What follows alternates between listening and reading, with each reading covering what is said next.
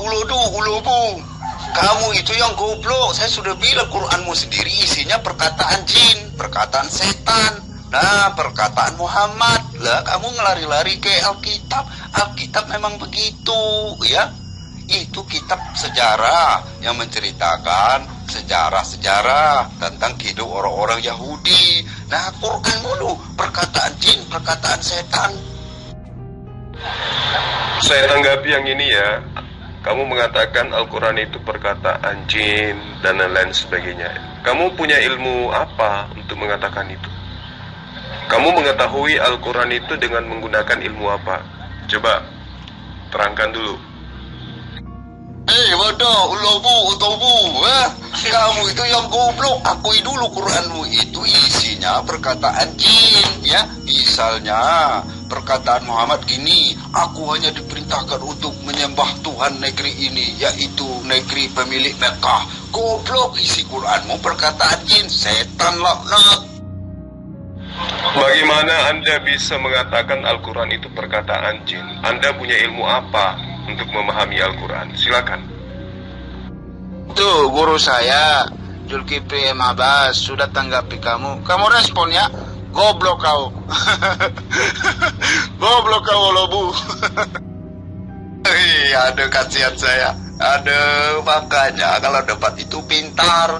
Jangan kau pakai argumen goblokmu itu, ulobu utolu, kamu ini goblok, budu, tahu nggak? Aduh, kasihan saya lihat kamu. Yang isi Quranmu itu perkataan jin, perkataan Muhammad, ya. Nah, Muhammad yang ngarang Quranmu karena penuh asumsi. Itulah yang disebut bukan firman Tuhan. Ulobu utolu, goblok. Kawan, coba kamu terangkan kepada saya, kamu memahami Al-Quran itu dengan asumsi kamu itu tadi. Adakah ilmu yang mendasarinya? Adakah pengetahuanmu tentang Al-Quran? Silakan. Bodoh, lodu. Itu guru saya udah tanggapi kamu. Kamu balas PN-nya. Bodoh. Lobu, utolu, goblok. Bodoh kamu ini, ya. Quranmu bilang, ya, gara-gara Muhammad ngarang, dia bilang, apakah kamu mengira bahwa kamu akan dibiarkan? Sedang Allah belum mengetahui, Allahmu bisa belum tahu orang-orang berjihad. Ya ingat, kalau itu firman Tuhan, masa ya Allahmu belum tahu orang berjihad? Kasihan kamu, ulubu, utulu, goblok. Kamu memiliki ilmu apa memahami Al-Quran? Jawab ini dulu sebelum kamu saya sunat pakai cangkul. Silakan. Makanya saya memiliki ilmu apa ya? Saya ilmu yang dikasih Tuhan. Saya berpikir secara waras dan normal untuk menggali isi Quranmu, ya. Saya pertanyakan misalnya informasinya mengenai kepercayaan saya, mengenai kitab saya pertanyakan, mari kita uji dengan fakta yang ada. Kalau Anda mau berdebat pintar, saya ladani. Kalau Anda seperti si goblok lobu tolu itu, ya, itu hanya orang-orang bodoh, debat hanya sepihak, ya, ngotot, bicara sendiri, gak mendengarkan orang lain. Oke, kamu mendapatkan ilmu. Nah, saya ingin tahu ilmu apa yang kamu punya. Jawab aja dengan singkat. Gak usah melambai kemana-mana. Kamu mengetahui Al-Quran. Dasar pijakanmu mengetahui Al-Quran itu apa? Silakan. Oke, kalau saya bilang Quranmu diturunkan pada budi, ilmu apa yang kamu pakai untuk menelaah ini? Ayo coba. Saya tanya samamu, saya tidak berani mengatakan Al-Quran itu perkataan jin dan sebagainya. Sekarang kamu mengatakan itu adalah perkataan jin. Sementara saya memahami Al-Quran mulai dari tata cara qiraatnya sampai kepada pemahaman terhadap tafsir dan juga nahwu syaratnya. Saya paham. Nah, sekarang saya tanya samamu, kamu punya ilmu apa untuk memahami Al-Quran? Tolong dijawab ini dulu sebelum kamu saya sunat pakai kampak. Silakan. Saya sudah bilang, kalau saya bilang Quran diturunkan pada budi, nah, ilmu apa yang Anda pakai untuk menelaah ucapan saya? Ayo, agar kita mempunyai standar yang sama. Ini kamu bertanya seperti ini karena kamu nggak sanggup menjawab kan? Artinya kamu nggak ada ilmu tentang Al-Quran, ya kan? Jujur aja, kamu nggak ada ilmu, di mana ilmu itu adalah merupakan disiplin yang harus dikuasai seseorang untuk memahami Al-Quran. Malah ketika saya tanya, kamu balik bertanya. Kamu jujur aja deh, kamu nggak ada ilmu untuk memahami ayat-ayat Al-Quran, iya kan? Aduh, kamu ini berpikir seperti anak kecil, ya. Ilmu apa yang kamu ingin untuk mendalami Quranmu? Sedangkan secara literatur, secara teks bisa kita telaah, kan Anda ngaco, ya.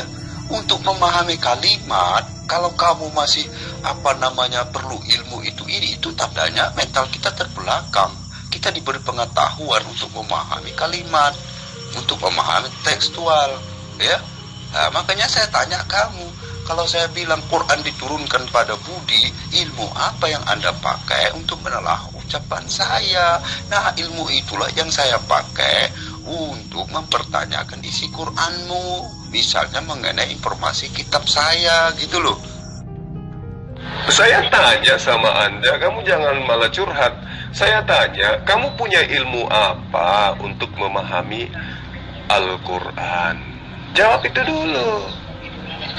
Kamu nggak usah membual lah, ya. Kamu jawab dulu. Dari tadi saya perhatikan kamu itu menghujat Al-Quran. Seakan-akan kamu itu lebih paham Al-Quran. Nah, kepahamanmu itu berlandaskan disiplin ilmu apa yang kamu punya. Jawab ini dulu sebelum saya sunat kamu pakai linggis. Silakan. Assalamualaikum warahmatullahi wabarakatuh, Bang Juma. Bang, ini orang ini bilang Matius 7 pasal 22-23 itu untuk Nabi Muhammad, untuk orang Islam, Bang. Kemarin itu, Bang. Orang ini, Bang. Waalaikumsalam warahmatullahi wabarakatuh. Ya, memang tidak akan pernah dikatakan orang itu waras kalau dia masih menyembah manusia. Kita lihat aja coba. Saya tanya, kamu punya disiplin ilmu apa untuk memahami Quran? Dia malah balik nanya. Aduh, gila nih orang.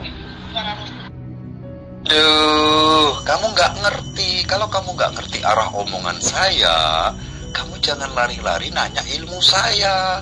Ya, saya pakai ilmu yang dikasih Tuhan, ilmu pengetahuan. Nalar saya berpikir, ya, dengan logis, secara akal sehat. Saya nilai isi Quranmu.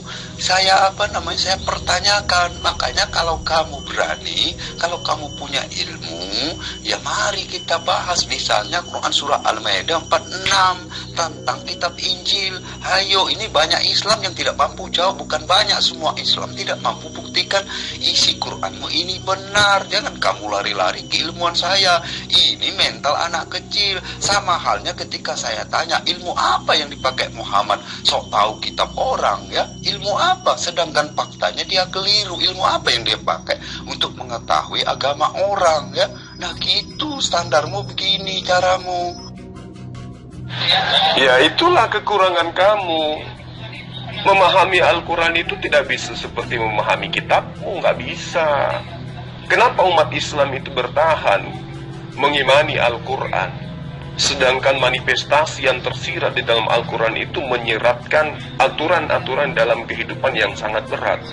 Untuk apa coba umat Islam melakukan semua itu? Kenapa nggak pindah aja di agamamu? Agama yang serba merdeka, agama yang serba bebas, tidak ada hukum haram di sana. Kenapa kita nggak Kristen aja sekalian semuanya? Kenapa harus bersusah-susah? Karena umat Islam itu memahami Al-Quran menggunakan kaidah-kaidah ilmu Al-Quran. Kamu mengatakan karena saya dikaruniai akal sehingga saya bisa memahami. Nah, saya tanya sama Anda, kamu punya disiplin ilmu apa? Gitu loh.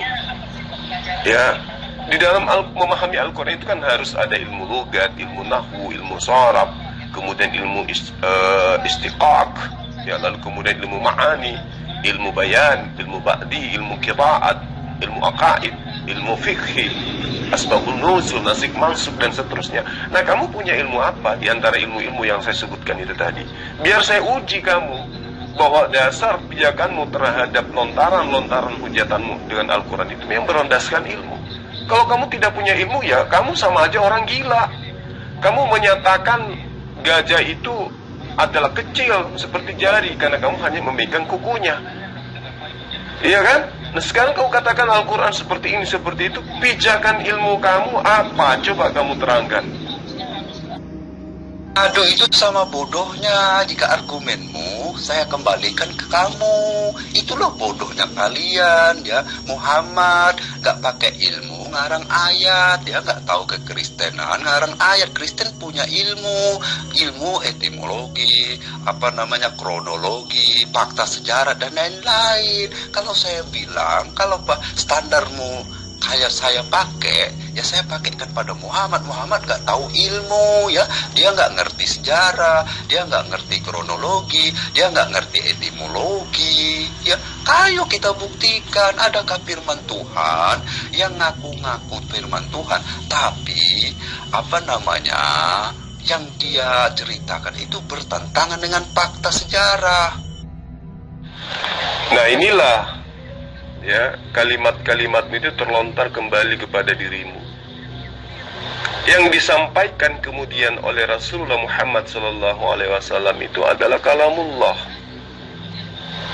Nah, karena umat Islam dan umat manusia seluruhnya selain daripada beliau bukan nabi, maka orang-orang ini harus memahaminya dengan menggunakan ilmu. Karena yang ingin dibahas, ingin digaji itu adalah kalamullah, perkataan sang pencipta, bukan perkataan manusia kayak perkataan Lukas, Markus, Matius, Yohanes, Paulus. Bukan. Ini adalah perkataan Allah yang disampaikan melalui perantaraan wahyu yang kemudian dilisankan oleh Rasulullah Muhammad SAW kepada manusia, kepada umat lain. Maka untuk memahaminya, orang-orang selain daripada Rasulullah Muhammad SAW itu harus menggunakan kaidah ilmu. Karena orang-orang ini bukan nabi, orang-orang ini bukan rasul, bukan mereka yang mendapatkan pemahaman dari Allah. Di dalam Yesaya 55 ayat 11 jelas dikatakan, jika firmanku itu terlontar dari mulutku, maka apa yang aku katakan tidak akan kembali kepadaku sebelum apa yang aku katakan itu terbukti, terjadi, terlaksana. Nah, firman ini datang kepada Rasulullah Muhammad SAW. Muhammad SAW kemudian menyampaikan kepada umatnya melalui penjelasan-penjelasan beliau, yang kemudian penjelasannya itu disebut dengan sebutan hadits. Dari mana ke mana Anda mengatakan bahwa Muhammad SAW itu tidak punya ilmu? Dia menerangkan semuanya tentang ilmu lugat, ilmu nahwu, ilmu sharaf dan seterusnya. Tapi ilmu-ilmu itu di luar daripada pewahyuan. Hanya merupakan kaidah yang harus dikuasai umat Islam untuk memahami kalamullah. Karena kalamullah itu adalah perkataan Allah, perkataan sang pencipta, bukan perkataan manusia. Kalau perkataan manusia mah ya kitabmu, mudah dipahami. Kalau perkataan Tuhan nggak bisa. Kita ini bukan nabi, kita ini bukan rasul, sehingga untuk memahaminya kita kudu wajib menggunakan kaidah-kaidah ilmu. Mau mengerti tentang perubahan bentuk kata, ada ilmu sharaf namanya. Mau mengetahui tentang tata bahasa yang ada dalam Al-Quran, ada ilmu nahwu namanya. Mau mengetahui tentang arti setiap kata dalam Al-Quran, ada ilmu lugat namanya. Dan seterusnya, dan seterusnya. Jadi kalau Anda tidak memiliki ilmu ini, lantas bedanya orang gila dengan Anda itu apa? Ayo, orang gila itu bicara tentang sesuatu yang dia sendiri tidak paham. Itulah Anda. Anda berbicara tentang Quran, sementara ilmu Anda tidak ada tentang Quran. Bedanya Anda dengan orang gila apa? Coba Anda jawab. Ya, ilmu yang dipakai ilmu apa? Kalau saya bilang kitab Quran diturunkan pada Budi, ilmu apa yang Anda pakai? Ilmu apa? Coba, ilmu apa? Kalau pernyataan Quranmu, ya misalnya mengenai kitab Injil tadi di Al-Maidah 46, ilmu apa? Kalau menurut saya, ini adalah strategi Anda untuk menutup kesalahan Muhammad yang tidak tahu apa-apa, yang tidak tahu patah sejarah, yang tidak tahu kronologi kitab Injil. Anda menutupinya. Ya ilmu apa? Ilmu ngaco kalau kayak gitu cara Anda. Jadi saya maklum ya, kamu hanya punya ilmu retorika, tapi pemahamanmu tentang Al-Quran ilmunya nggak ada. Jadi ya, saya harus menyadari saya lagi ngobrol sama orang gila. Saya anggap Anda gila gitu loh. Karena untuk memahami Al-Quran, pertama kali yang harus dilakukan minimal memahami huruf-huruf hijaiyah dulu. Anda jangankan mengetahui ilmu saraf, ilmu nahwu, ilmu logat, ilmu balaga, terus kemudian ilmu ma'ani, tafsir, fikhi, qiraat, asbabun nuzul, lalu kemudian nasik mansuk, hadits, wahdi dan seterusnya. Membaca ejaan huruf hijaiyah aja Anda tidak bisa. Terus kemudian mencoba untuk menghakimi Al-Quran. Ya, itu sama halnya Anda seperti ikan teri pakai helm, bawa pisau nantang saya bertarung. Lawang saya ini pelatih bela diri militer. Anda cuman ikan teri yang bawa pisau, sok-sokan mau melawan saya. Nggak ada, nggak bisa. Ya. Kunci untuk mengetahui Al-Quran itu ada ilmu-ilmunya, tidak seperti gospel. Karena gospel itu hanya perkataan wartawan surat kabar robek, orang gila pun bisa memahaminya. Tapi kalau Al-Quran itu adalah kalamullah. Nggak bisa. Satu huruf itu memiliki ilmu dan memiliki cabang-cabang disiplin ilmu yang harus dikaji untuk memahami itu. Jadi kamu jangan samakan, dan saatnya Anda waras. Ternyata Al-Quran itu tidak seperti yang Anda kira selama ini. Ya. Zalikal kitabu la raiba fihi hudan lil muttaqin. Di situ tidak diterangkan adanya kitab Al-Quran atau adanya kitab Taurat atau itu adalah Injil. Lalu bagaimana kemudian bisa memahami bahwa yang dimaksud ini adalah kitab ini? Tentu menggunakan kaidah ilmu. Lawang kamu pemakan makanan-makanan yang sudah diharamkan semua oleh Tuhan, kamu makan, mencoba untuk mengkaji dan mengklaim firman Tuhan. Mana bisa? Ya. Jadi kesimpulannya, saya hanya kebetulan ada waktu aja sampai saya sempatkan berbicara dengan orang yang tidak waras seperti Anda. Maaf. Lah iya nggak ada ilmunya. Lah dia cuman pintar ngehujat tok kok dari berapa hari yang lalu. Heran. Dia menyatakan Al-Quran itu asumsi Muhammad. Ya, tapi dia sendiri nggak bisa membuktikan. Emang Al-Quran itu mau disetarakan dengan Lukas 1 ayat 1 sampai 3? Kan nggak mungkin, Pak. Dia itu kacau. Oh iya, kelihatan sih kalau dia itu memang penghujat. Ya, jadi orang yang berbicara mengenai Al-Quran tanpa ilmu, apalagi mengklaim dan menghakimi Quran, itu tentu penghujat. Kalau bukan penghujat, gak mungkin dia berani untuk mengklaim Al-Quran ini seperti yang dia kira. Jadi di luar daripada Islam yang tidak paham Al-Quran lalu kemudian membicarakan Al-Quran, itu pasti penghujat. Seperti itu deh. Emang apa sih ilmunya Pak Zulkifli? Pak Zulkifli juga ilmu pelintir-pelintir kan? Pelintir sana, pelintir sini, pelintir, pinter melintir doang. Padahal dalam hatinya tahu itu loh, Alkitab adalah kebenaran dan Yesus adalah Tuhan. Cuma karena ada roh antikristus gitu kan, harus menyembah Allah yang buatan Muhammadnya itu ya terserah ya. Jadi beginilah. Ya kan, Allah itu kan buatan Muhammad gitu loh. Muhammad ya kalian sudah dikasihkan Tuhan yang baru ya, jadi mau bilang apa gitu loh. Kalian terima Tuhan yang baru, membuang Tuhan yang lama, merendah-rendahkan derajatnya menjadi manusia hanya karena dia pernah datang sebagai manusia gitu kan. Inilah Pak Zulkifli. Saya memahami kitab saya, Bu. Minimal ilmu yang terendah adalah saya bisa membaca original teks kitab suci saya. Artinya saya tidak bisa dikibulin oleh non-muslim tentang kitab saya. Nah sekarang saya tanya sama ibu, ini ilmu yang paling dasar. Ibu adalah seorang penginjil ya kan? Apakah Anda bisa membaca original teks kitab Anda dalam bahasa Greek, bahasa Yunani? Jawab. Betul Bunda. Sampai Yuda kemarin tuh emosi Yuda. Soalnya dia bilang Nabi Muhammad itu akan masuk neraka sesuai pasal Matius 7 pasal 2223. Masya Allah. Lalu Yuda tanya, di mana dalilnya? Di mana dalilnya? Dia bilang, tunggu nanti. Suatu kelak di hari penghakiman, semua umat Islam akan dibawa masuk ke neraka semuanya.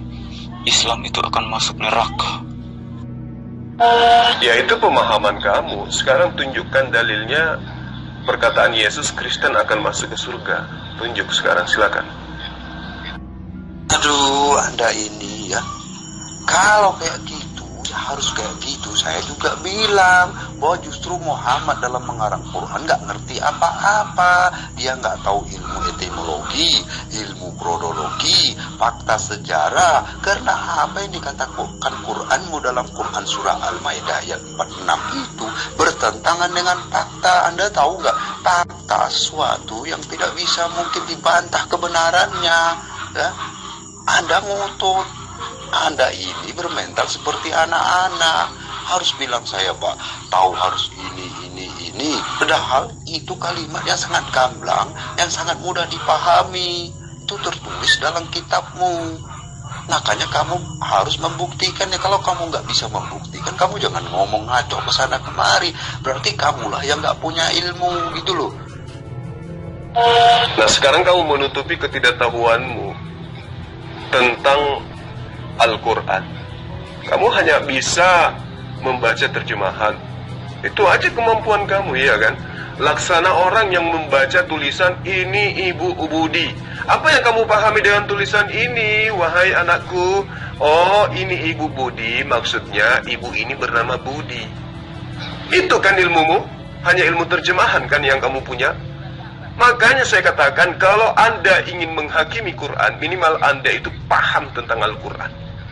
Ada kaidah-kaidah ilmu, ada syarat-syaratnya. Minimal Anda bisa pintu pertama masuk ke dalam kemampuan membaca huruf hijaiyah.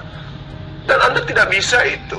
Lagi-lagi Anda menutupi diri dengan mencoba mengambil Al-Quran surah Al-Maidah ayat 46, seakan-akan ingin menonjolkan bahwa kitab Anda itulah yang dimaksud dengan Injil, kitab Anda itulah yang dimaksud dengan Torah.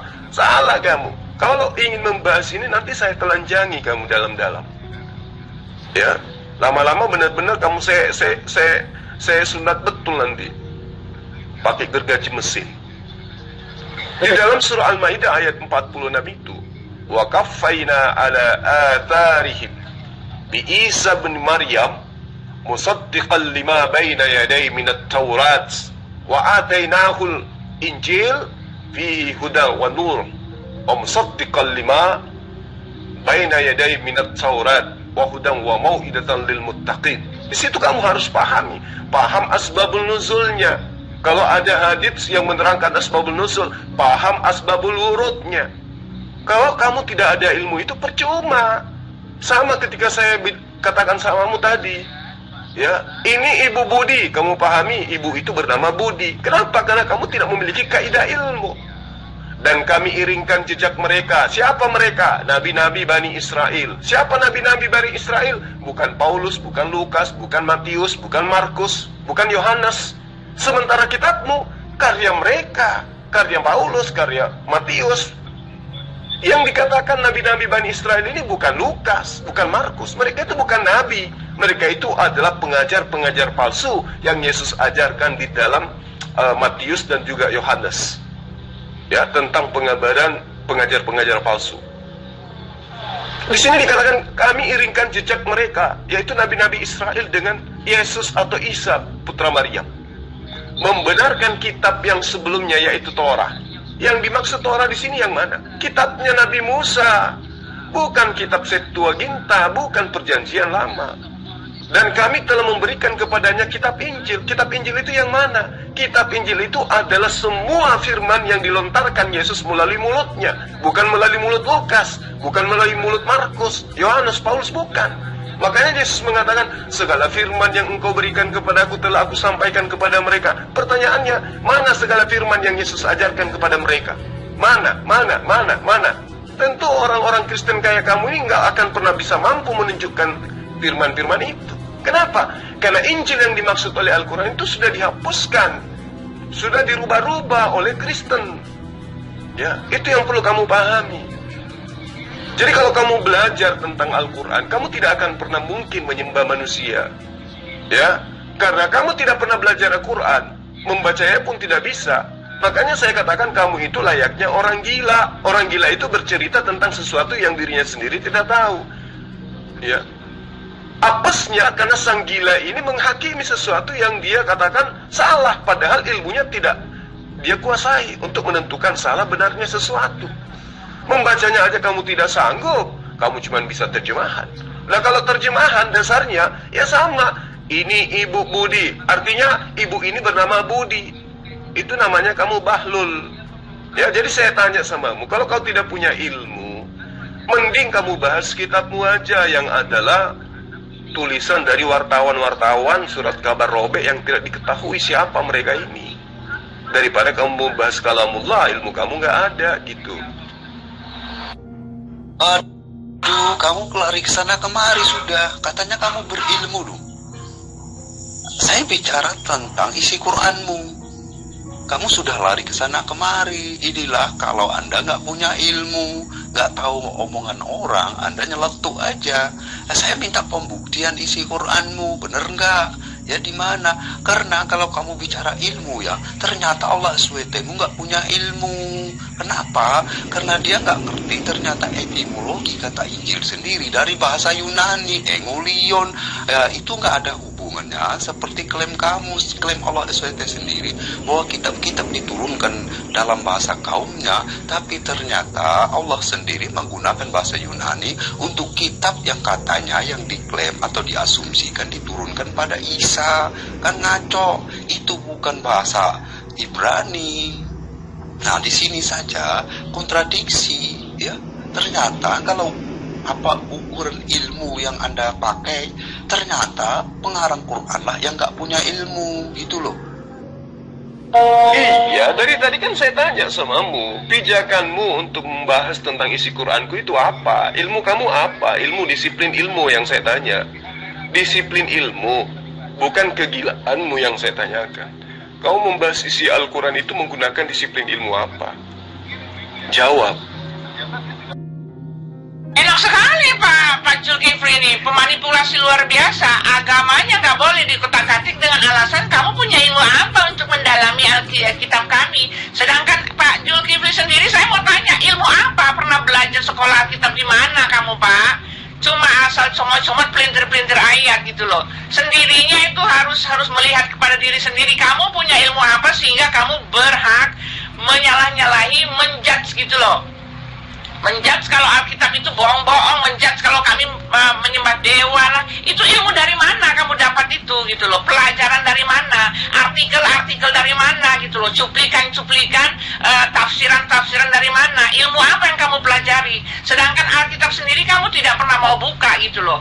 Dengan seenaknya aja kamu mempelintir, menyesatkan begitu banyak orang. Lalu ketika kitabmu dibuka, kamu mengatakan dengan ilmu apa kamu berani mengutak-ngatik sebegitu indahnya kah gitu loh kitabmu itu sehingga tidak boleh dikutak-katik dan kamu layak itu menghina-hina orang gitu Pak Zulkifli. Oke? Sedangkan kamu sampai sekarang saya tunggu tidak bisa keluar dari mulutmu itu pembuktian bahwa Tuhanmu itu sendiri ada gitu loh. Jelas ya kan? Semua berawal dari ketika Muhammad mengatakan bahwa dia terima wahyu. Sedangkan pewahyuan sendiri itu tidak jelas siapa yang mewahyukan gitu loh. Sampai sekarang nggak bisa kamu tunjukkan kepada kami gitu loh. Kami itu cuma seperti orang yang bergosip jelek-jelekan orang lain untuk menutupi kejelekannya sendiri. Oke? Ya kan saya sudah jawab Ibu. Saya memahami kitab saya berdasarkan ilmu, kaidah-kaidah ilmu yang harus dikuasai untuk mengetahui Al-Quran. Nah sekarang ilmu apa yang Ibu kuasai dalam memahami gospel? Coba terangkan kepada saya. Anda membaca original teks gospel aja nggak bisa. Lalu ilmu apa yang Anda punya yang saya tidak punya Ibu? Ayo. Semua ilmu yang saya punya berkaitan dengan pemahaman tentang kitab saya Al-Quran, Ibu tidak punya. Dan semua ilmu yang Ibu punya tentang pemahaman Anda tentang gospel, saya punya, bahkan saya lebih dari Ibu. Gitu loh. Nah sekarang kalau kita mau uji, saya mampu membaca original teks kitab saya. Sekarang ibu mampu nggak membaca original teks kitab Anda? Ayo, bisa nggak? Kalau bisa kita uji. Dan ibu boleh nguji saya, gimana?